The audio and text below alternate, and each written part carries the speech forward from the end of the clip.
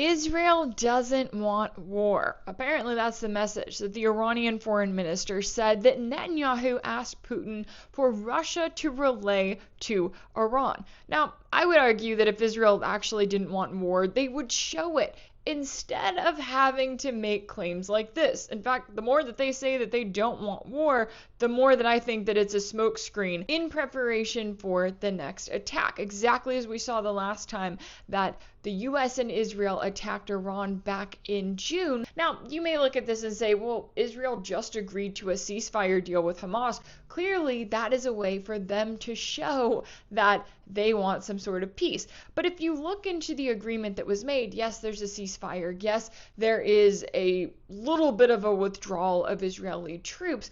But there's also the release of the remaining Israeli hostages, which is the big thing that Netanyahu has known that he needs to get secured for the last 2 years, because the pressure is really starting to build in Israel for Netanyahu to not just claim that he cares about the hostages, but to get them back safely. So now you have Hamas signing on to a deal which is supposed to allow for the release of at least the 20 remaining live hostages that Israel believes are still there, along with the remaining bodies of the deceased hostages. But after that happens, the question then becomes, what's next? Is Israel going to follow through? Are they going to continue to seek peace? Or, and we have to keep in mind that this is the first phase of what is supposed to be Trump's 20-point plan. And as part of that 20-point plan, Hamas does not get to stay in control. They are forced to be demilitarized and to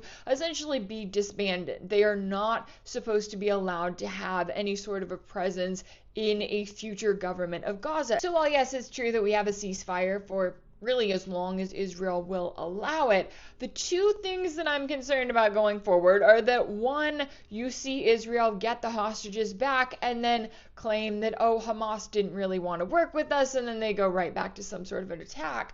And number two, it's that Israel and the US use this ceasefire to then plan for their next attack against Iran. As we've seen, the US military has been moving assets to the Middle East in recent weeks. So I don't think that they're there for nothing. And I do think that when you have Israel telling Russia, again, they know that Russia and Iran are friends, so telling Russia to relay the message to Iran that we don't want war, we are fully seeking peace. Yeah, I'm looking at and thinking the exact opposite, and that's something everyone should be talking about.